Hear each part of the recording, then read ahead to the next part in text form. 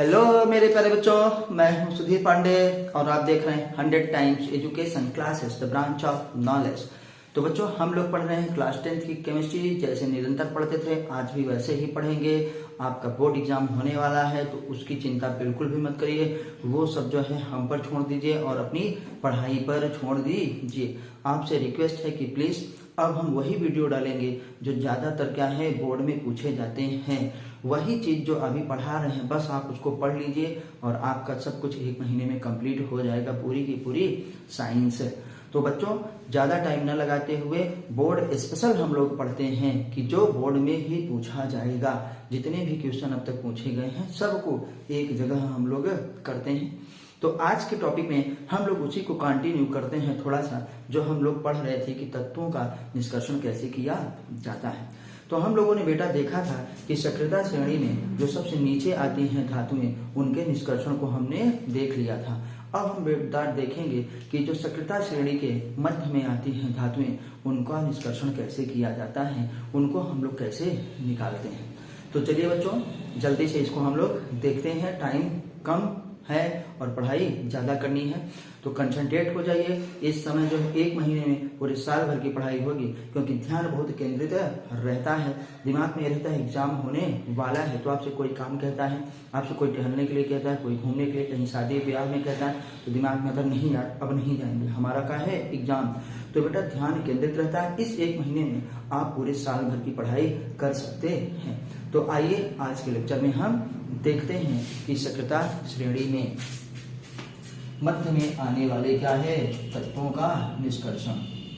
तो बेटा सक्रियता श्रेणी में जो हमारे पास मध्य में है वो कौन कौन सी हमारे पास धातुएं हैं, तो हम यहाँ स्पेशली लिख लेते हैं। जैसे क्या है बेटा, Fe आयरन, आयरन के बाद हमारे पास क्या है जिंक, और जिंक के बाद हमारे पास क्या है बेटा कॉपर ना। ये स्पेशली ये जो है सक्रियता श्रेणी के मध्य में आती हैं। तो आइए हम देखते हैं कि इनको हम लोग कैसे निकालते हैं। तो बेटा जो सक्रियता श्रेणी के मध्य में धातुएं पाई जाती हैं उनकी सक्रियता क्या होती है हम जानते हैं, मध्य की होती है। न बहुत ज्यादा सक्रिय होते हैं और न क्या होते हैं, उनकी सक्रियता बहुत ही ज्यादा कम होती है, अक्रियाशीलता। तो बेटा हम जानते हैं कि ये क्या है, मध्य अक्रियाशीलता प्रदर्शित करते हैं। तो इनको भी हम ये थोड़ा सा लिख लेते हैं। इनकी अभिक्रियाशीलता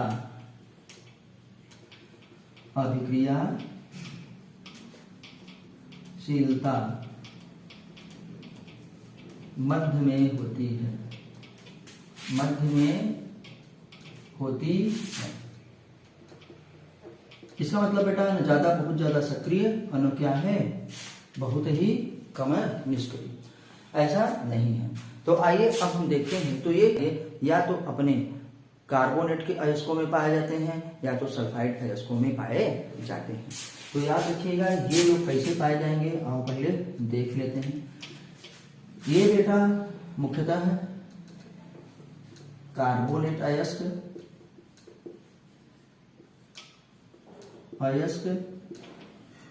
या तो बच्चा क्या है सल्फाइड अयस्क।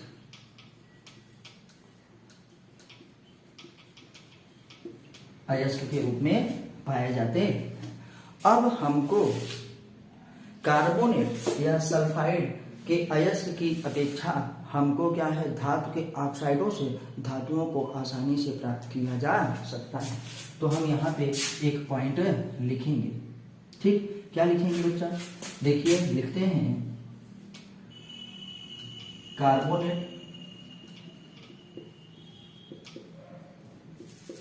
अथवा सल्फाइड अयस्कों की अपेक्षा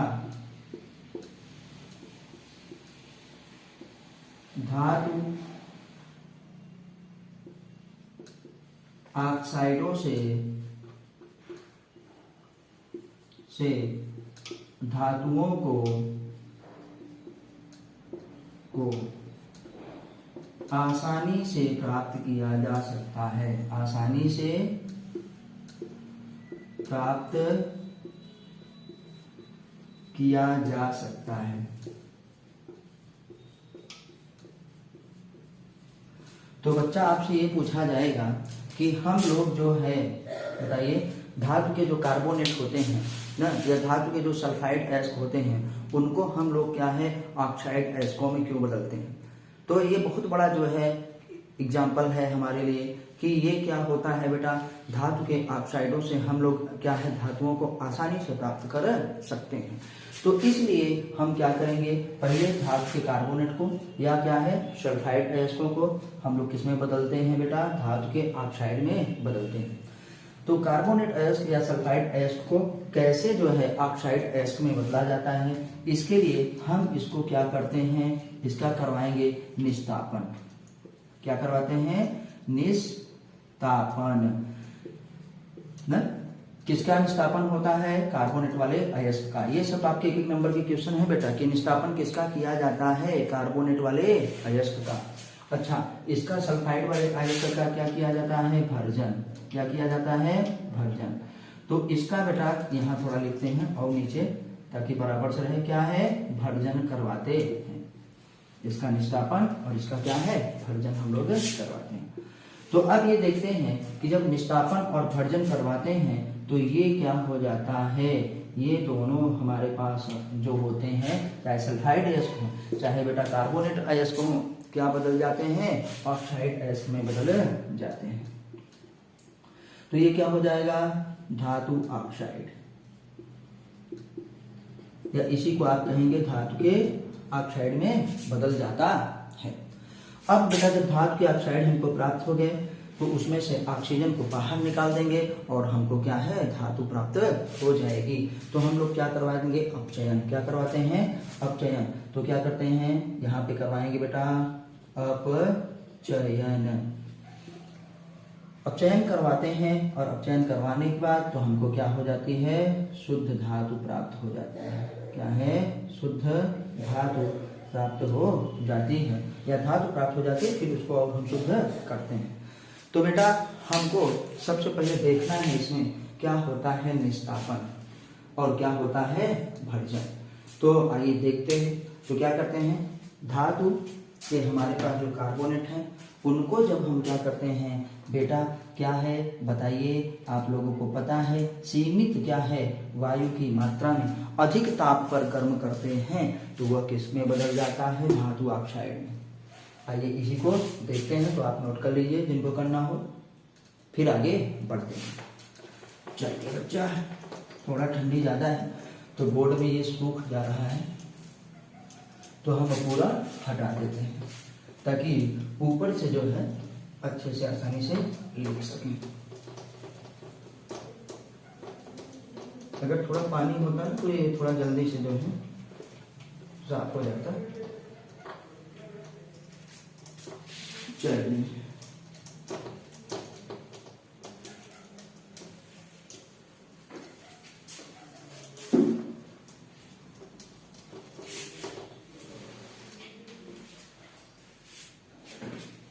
आइए बेटा, अब हम लोग देखते हैं क्या होता है निस्तापन।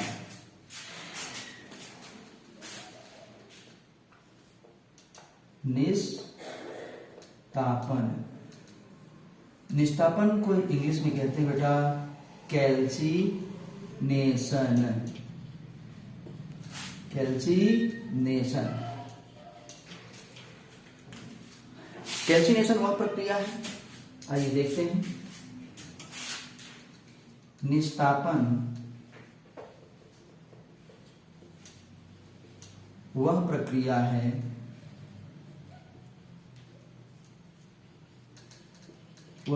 है जिसमें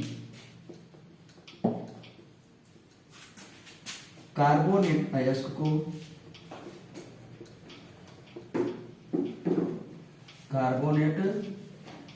अयस्क को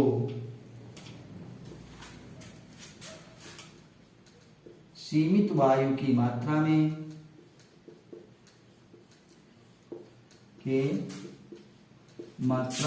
में अधिक ताप पर गर्म करने पर अधिक ताप पर गर्म करने पर कार्बोनेट अयस्क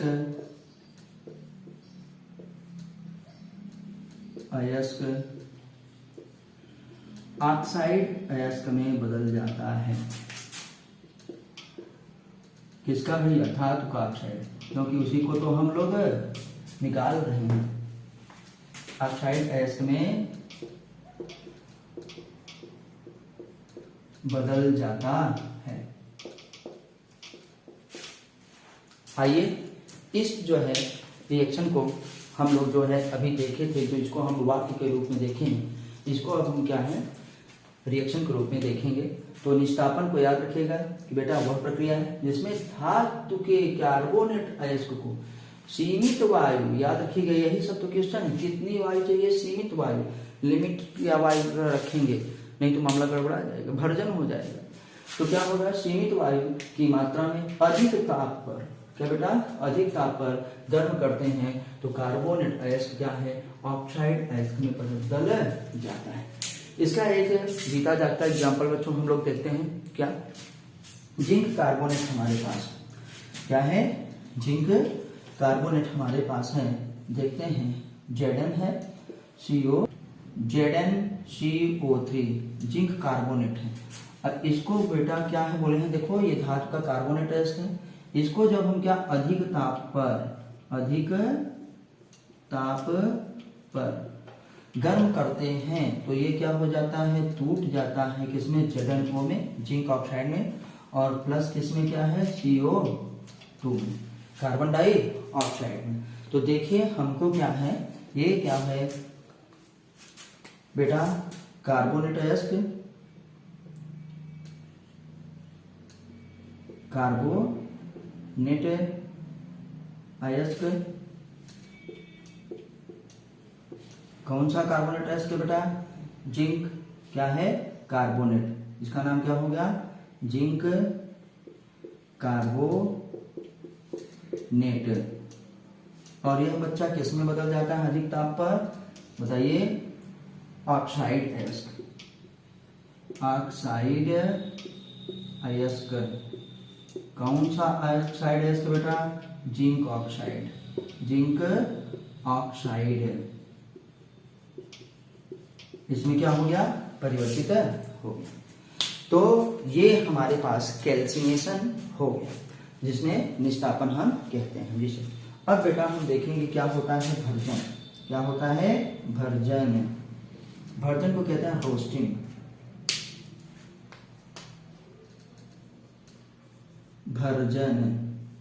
भर्जन को बेटा कहा जाता है रोस्टिंग।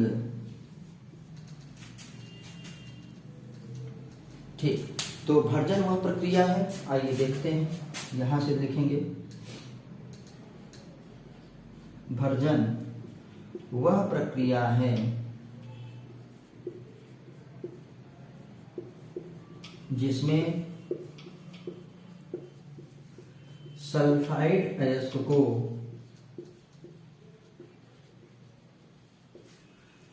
को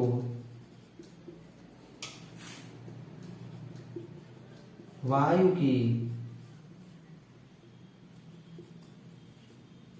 अधिक मात्रा में या सर्वाधिक मात्रा में उच्च ताप पर गर्म करने से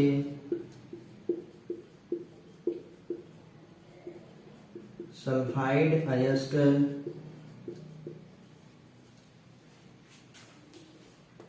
ऑक्साइड अयस्क में बदल जाता है। ऑक्साइड अयस्क में बेटा यहां देखेंगे, ऑक्साइड अयस्क में बदल जाता है। तो इस रिएक्शन को हम लोग देख लेते हैं।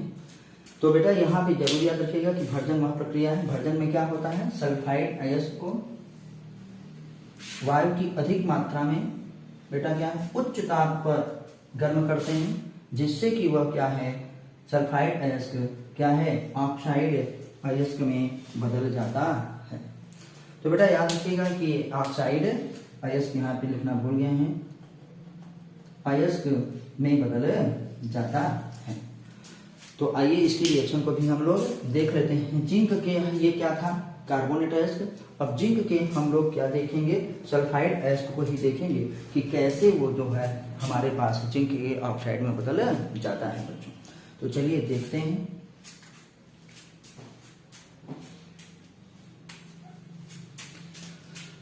बेटा जिंक सल्फाइड है, इसको बोले हैं कि वायु की अधिक मात्रा में, तो इसमें मतलब वायु देना पड़ेगा। इसमें वायु देना नहीं पड़ा था, जितनी वायु थी सीमित वायु की मात्रा थी उसी में काम हो गया।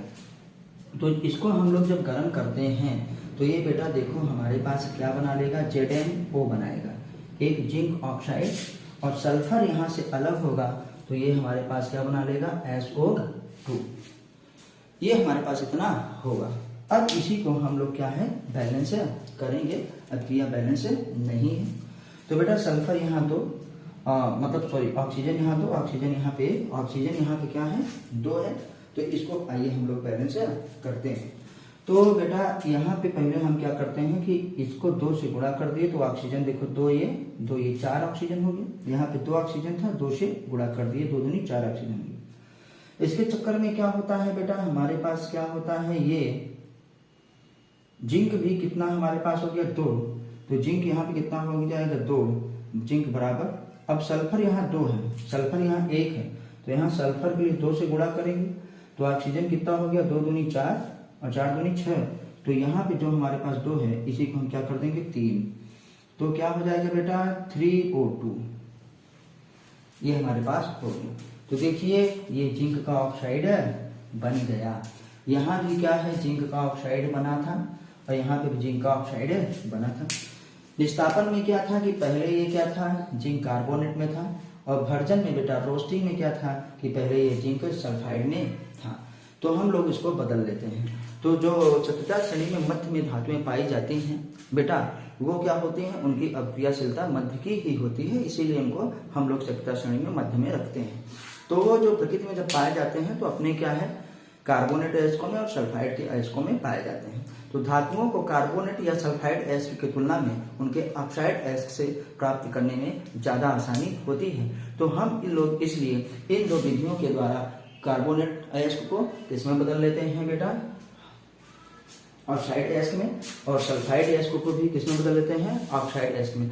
आपको याद रखना है इसका मेन इंपॉर्टेंट कि बताइए कैल्सिनेशन या निस्तापन किसके लिए किया जाता है। निस्तापन बेटा का धातु के कार्बोनेट अयस्क को धातु के ऑक्साइड अयस्क में बदलने के लिए किया जाता है।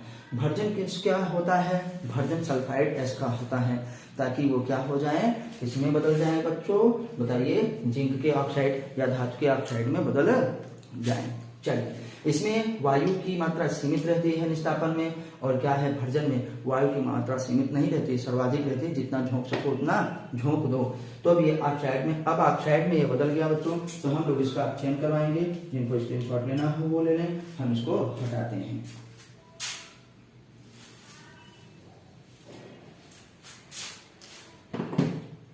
चलो बेटा अब बेटा इनका क्या करना है अपचयन। तो अपचयन करने के लिए हम क्या करेंगे, या तो कार्बन से इनको अपचयित कर, क्योंकि कार्बन के साथ इसका दहन करवा देंगे जिंक ऑक्साइड का, तो वो सीधे सीधे किसमें बदल जाएगा बेटा, हमारे पास वो बदल जाएगा धातु। या तो कुछ हम लोग क्या करते हैं, ऐसी धातुओं का प्रयोग करते हैं जो अधिक अक्रियाशील होती हैं और दूसरे धातुओं को उनकी कहाँ से विस्थापित कर देते हैं, उनके यौगिक से। तो उसे हम विस्थापन प्रक्रिया कहते हैं।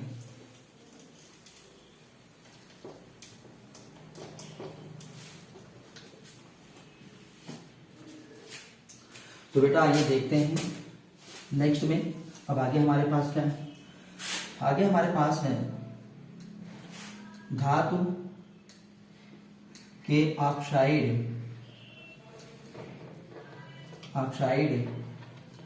से क्या है अपचयन अभिक्रिया द्वारा अपचयन अभिक्रिया द्वारा धातु प्राप्त की जाती है, धातु प्राप्त की जाती है। आइए देखते हैं। तो बेटा जो हमारे पास क्या है, जिंक ऑक्साइड था, उसका हम लोग अपचयन कैसे करवाएंगे। तो अपचयन हम लोग क्या करते हैं, कार्बन से उसका मतलब कोक में उसको जलाएंगे तो वो क्या हो जाएगा, अपचयित हो जाएगा धातु।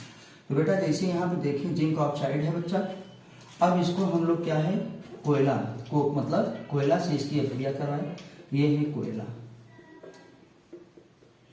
ठीक, कोक जिसे कहते हैं। ये जिंक ऑक्साइड आप जानते हैं।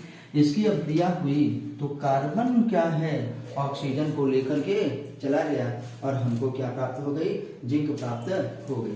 ये कब होगा, जब यहीं पे जलाएंगे, कह रहे ना, ताप देंगे, गर्म करेंगे, कुछ भी करेंगे तो क्या हो जाएगा, ये देखो जिंक बचा, कार्बन और ऑक्सीजन मिलकर कार्बन मोनोऑक्साइड बना लिया। अब देखिए ये हमको धातु प्राप्त हो। तो बेटा अपचयन करवाने के लिए हमने किसका इस्तेमाल किया, कोयले का। तो बेटा अपचयन क्या है, विस्थापन अभिक्रिया के द्वारा भी होती है। ये तो दहन अभिक्रिया थी कि हमने किया। अपचयन क्या होता है, विस्थापन अभिक्रिया के द्वारा भी की जाती है। इसका मतलब कि विस्थापन के द्वारा भी हम क्या है, धातुओं को प्राप्त करते हैं। तो जो हमारे पास अधिक अपक्रियाशील धातुएं हैं, जैसे पोटेशियम हो गया, सोडियम हो गया, कैल्शियम हो गया या एल्यूमिनियम हो गया, इसकी अपक्रिया करवा देंगे। तो आइए आगे देख। अपचयन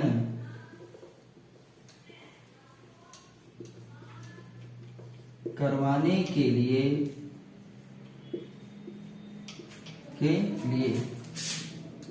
विस्थापन अभिक्रिया का भी प्रयोग किया जाता है। डिस्प्लेसमेंट रिएक्शन, विस्थापन अभिक्रिया का भी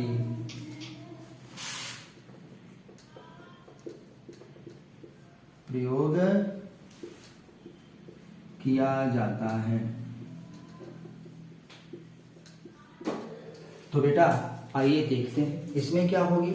अत्यधिक क्या है, क्रियाशील धातुएं विस्थापन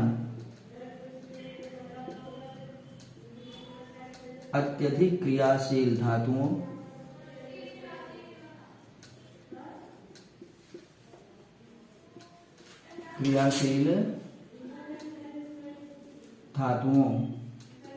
जैसे पोटेशियम, सोडियम, कैल्शियम, एल्यूमिनियम इत्यादि के द्वारा करवाया जाता है।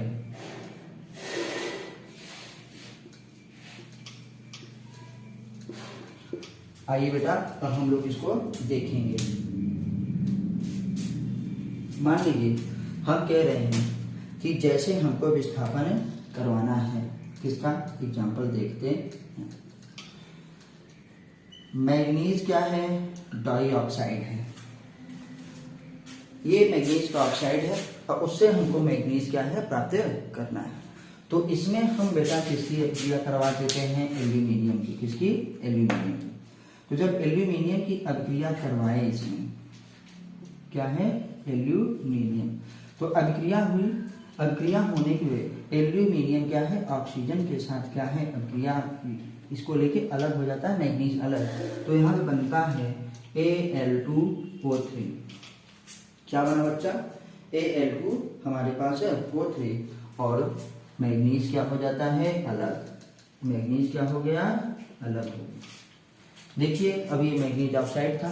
मैग्नीज ऑक्साइड किसमें, मैग्नीज में अपचयित हो गया, मतलब हमको प्योर क्या है, मेटल प्राप्त हो गई, मैग्नीज। तो अभी अब क्रिया को बैलेंस करना है बच्चों। ऑक्सीजन यहाँ पे 3 है, ऑक्सीजन यहाँ पे 2 है। तो हम लोग क्या करते हैं कि एल्यूमिनियम यहाँ पे 2 है, एल्यूमिनियम यहाँ पे 2 है। आइए देखते हैं। तो इसको क्या करते हैं, 2 से यहाँ गुणा कर देते हैं, 2 3 6 ऑक्सीजन हो जाएगा। यहाँ पे ऑक्सीजन 2 है तो इसकी गुणा किससे कर दिए, 3 से। तो क्या हो गया, 6 ऑक्सीजन हो गया। इसके चक्कर में एल्यूमिनियम 2 दूनी 4 हो गया, एल्यूमिनियम यहाँ पे हमने 4 कर दिया। अब क्रिया हमारे पास क्या है, बैलेंस है। तो देखिए किस प्रकार से मैग्नीज ऑक्साइड किसमें अपचयित हो गया बेटा, इसमें मैग्नीज में। तो अगर मैं दिखाऊं तो ये देखो क्या है, इसमें अपचयित हो जाता है और ये प्रक्रिया का हुई रिडक्शन, क्योंकि ऑक्सीजन क्या हो गया, निकल गया और ऑक्सीजन का निकलना है रिडक्शन। अगर रिडक्शन हुआ, इसका रिडक्शन हुआ तो इसका अपचयन हो, क्या होगा, ऑक्सीडेशन। देखो एल्यूमिनियम क्या है, एल्यूमिनियम ऑक्साइड में बदल गया, तो इसको हम क्या कहते हैं, ऑक्सीडेशन। तो हमने पीछे बेटा पढ़ा था, आपको याद होगा कि जहाँ पे ऑक्सीकरण होता है वहाँ पे अपचयन पक्का होता है, और जहाँ पे अपचयन होता है मान लो वहाँ पे ऑक्सीकरण पक्का होता है, इसलिए हम लोग इसको रिडॉक्स रिएक्शन कहते हैं। अब देखिएगा कि इस प्रक्रिया में क्या होता है कि ऊर्जा भी बहुत निकलती है, ऊष्मा बहुत ज्यादा ऊर्जा निकलती है, और ऊर्जा इतना ज्यादा निकलती है कि इसका इस्तेमाल, इस प्रक्रिया का इस्तेमाल हम लोग ट्रेन की पटरियों को जोड़ने में करते हैं। तो ये अब क्रिया जिसमें ऊष्मा निकले बेटा, ये क्या हो जाएगी, ऊष्मा छेदी। क्या हो जाएगी, ऊष्मा छेदी। तो आइए देखते हैं थोड़ा कि हम लोग जब ये करवाते हैं, जैसे आप जानते हैं Fe2O3 आयरन का ऑक्साइड, एग्जाम्पल लिखेंगे यहाँ पे एक थोड़ा सा, और बहुत इंपॉर्टेंट है, एनसीईआरटी का पॉइंट है। आयरन क्या, आयरन ऑक्साइड, आयरन ऑक्साइड मतलब बेटा Fe2O3, Fe2 ब्रैकेट। चलिए, तो इस प्रक्रिया में क्या होगा, ऊष्मा बहुत निकलेगी, ऊष्मा बहुत निकलेगी। तो इसका उपयोग हम क्या करते हैं, फायदा उठाते हैं कहाँ पे, इस प्रक्रिया का उपयोग जो है, जो ट्रेन की पटरियां हैं उसको जोड़ने में किया जाता है, या जो हमारे पास क्या है, बहुत बड़ी बड़ी मशीनें हैं, उसमें कोई दरार आ गया, वहां से मशीन क्या हो गई, चटक गई, टूट गई, तो क्या करेंगे, इस प्रक्रिया के द्वारा क्या करते हैं, हम लोग उसको सही कर लेते हैं। तो उसमें फायदा क्या होता है, उसमें फायदा ये होता है कि हमारे पास धातुएं क्या होती हैं, गलित अवस्था में प्राप्त होती हैं, और आपस में क्या है, ट्रेन की पटरियां या क्या है, जो हमारे पास मशीन धातुएं हैं वो चिपक जाती हैं। तो इसे हम थर्माइट प्रोसेस कहते हैं। इस प्रक्रिया को थर्माइट प्रक्रम कहते हैं। तो याद रखिएगा क्या होता है, थर्माइट प्रक्रम। जब क्या होता है, आयरन ऑक्साइड की क्या एल्यूमिनियम से करवाते हैं तो बहुत सारी ऊष्मा निकलती है, और उस ऊष्मा की वजह से क्या होते हैं, हमारे पास धातुएं पिघल जाती हैं, गलित अवस्था में प्राप्त होती हैं, जैसे ट्रेन की पटरियां न जाते हैं, धातुओं के बीच में जो दरारें होती हैं वो जुड़ जाती हैं।